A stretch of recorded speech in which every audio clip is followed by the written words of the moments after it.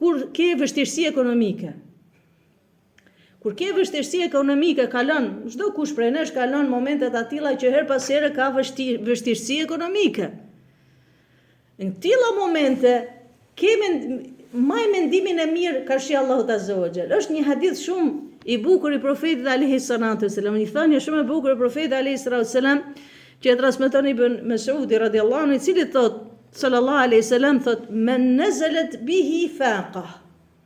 Men nazalat bihi faqa, do thot kush kalon në një periudhë vështirësie ekonomike, ka jetu ke kalu në vështirësi. E thot fa anzalaha bin nas lam tasud faqatahu. Do të thonë, ta shpjegoj hadithin. Nëse ti ose unë ose çdo kush kalon momente vështirësie ekonomike, dhe ti këtë moment që ti e duke kalu në vështirësi ekonomike, i kërkon njerëzve, man shpresë të njerëzit, man shpresë të njerëzit. Thot profeti alayhi salatu wasalam, nuk ka me e kalu atë vështirësi. Nuk ka me e kalu atë vështirësi. Dhe thot profeti alayhi salatu wasalam, nëse dikujt i bën vështirësi ekonomike, dhe i mbështetet Allahut, i kërkon Allahut subhana gjelle gjelalu, Allah azza wa jall thot, ka me e furnizu herët apo vonë. Herët apo vonë. Çka na mëson ky hadith? Ky hadith ne na mëson shumë gjëra. Një për atyre të kesh mendimin pozitiv që risku jot është edhe risku im është Allahu, nuk është ke njerëzit. Dhe profeti alayhi salatu wasalam na ka mësu që ti njëherë duhet dish kujt orientohesh dhe kujt i kërkosh në fillim. Kujt do t'i kërkosh në fillim? Allah azza wa jall, idha sa'alta fas'alillah. Kur të kërkosh, kërkoj Allahut. Wa idha sta'anta fasta'in billah. Dhe kur të mbështetesh, mbështetju Allahut. Kur i kërkon Allahut dhe i mbështetesh Allahut, Zoti do të bëjë njerëz sebeb që ty të ndihmojnë. Mësim tjetër marr që njeriu e ruan edhe dinjitetin e vet. Sepse duke ashtrit dorën secilit njerë, ty të bjen edhe dinjiteti. Duke i lyp secilit njerë, ty të bjen edhe autoriteti. Prandaj kur njeriu mbështetet Zotit, i kërkon Allahut, i merr sebepet e duhura, dije se Allahu subhanahu gjelle gjelalu ka me ndihmu. Si puna e borxhit për shembull. Edhe kur merr borxh, do të kesh mendimin pozitiv. Profeti alayhi salatu wasalam na ka mësu, kur ti e merr borxhin, e merr borxhin me niyetin, me qëllimin që unë do ta laj këtë borxh. Nuk e kam marr borxhin mos me ja kthy njeriut. Nuk kam marr borxhin mos me ja kthy njeriut. Se vetë fjala borxh është borxh. E ke patjetër me e kthy. Dhe mirë ato njerëz të cilët e neglizhon kthimin e borxhit. Ka shumë borxhe, një prej llojeve të borxhit është paren kur e merr ti. Ja merr dikujt. E merr dikujt dhe i thu, do ta kthej. Rri rahat, bën be 500.000 beja i bën. Dhe kur vjen koha me e kthy, nuk e kthen se s'do me e kthy. Po për Zotin, nëse njeriu e merr borxhin me niyetin, me qëllimin, me la borxhin pasha Zotin, bëj be.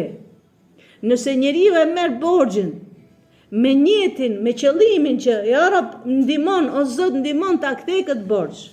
Po për Zotin, Allahu subhana gjelle gjelalu ka ta bot mundër ta kthesh borxhin dhe Zoti do të furnizoj ka sta pret mendja ty, sepse ti ke frikë borxhin ta mbash.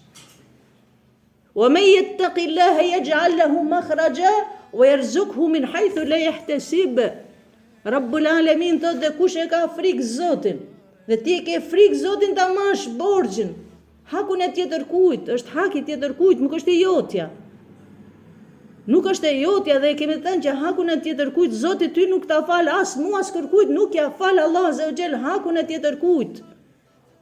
S'është djersa tjetër kujt. Dhe Zoti është i drejtë, Zoti nuk bën pa drejtësi.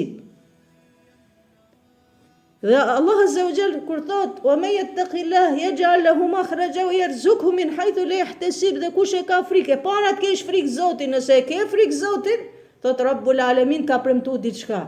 Çka të ka premtuar? Yarzuqhu min haythu la yahtasib, ka me të furnizu, ka sta pret mendja. Ka me të furnizu, ka sta pret mendja ty. Prandaj në momentin që ti e merr borxhin me njëtin me la borxhin dhe mendimin pozitiv që Allah Azza wa Jall do ndihmoj, dije se për Zotin Allah Azza wa Jall ka për të ndihmuar. Se kemi thënë dhe përsërisim që risku është në Allah, te Allah Azza wa Jall, nuk është te njeriu. Njerëzit janë thjesht sebeb.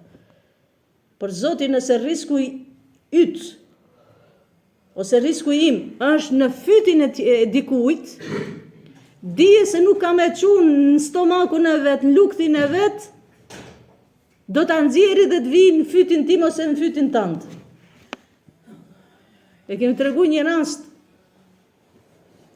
mos me dalë tepër nga prej teme, nëse e kisha fjalën që kemi mendim pozitiv në larjen e borxhit ose mendimin pozitiv kur ke vështirësi ekonomike, se atë çka ka caktuar Zoti për ty është për ty. Tregon një mjek i cili ka qenë ndërimi natës në urgjencë. Dhe thot na vjen një rast tepër urgjent, thot i ka mbet dikujt një kikirik në fyt. E kanë pru gati të vdekt. E thot o mundu me gjitha ja kanë nxjerr kikirikun. Ai kikiriku ka ra për tokë, se kanë vure ato, e kanë nxjerr. Kur vjen ndërimi tjetër të nesmen, 7-8 mëngjesit, ndërohen doktorët dhe ai që ka ardhur mëngjes e shikon kikirikun për tokë. E merr edhe e fshin. Dhe shtingoj. E ka hangër. I thot ky doktori që ka qenë mbram, thot çka e të hangër? Qa han? Thot e gjeta një kikirik poshtë dhe hangra. Tani mo të flasim këtu, si e hangri, si nuk është neverit, leja që është e neverit, ka ndodhi. Edhe ky mjeku çka i thot? Thot i madhrum, subhanallah, i madhrum qoftë Allahu, thot. Thot, i mbeti kikiriku ati më fyt mram, e nxorën, pas ka qenë në fak ajo, pas ka qenë risku jot. Prandaj thash, nëse risku im është në fytin tënd, dhe Zoti e ka caktuar që risku yt është në fytin tënd, keme nxjerr, nuk keme hangër. Sa herë themi njerëzve subhanallah, peshkun kur han peshk. A ke menduar ndonjëherë që ai peshk ka qenë det, ka qenë ku di unë oqean, a ka qenë lum, a ka qenë liçen?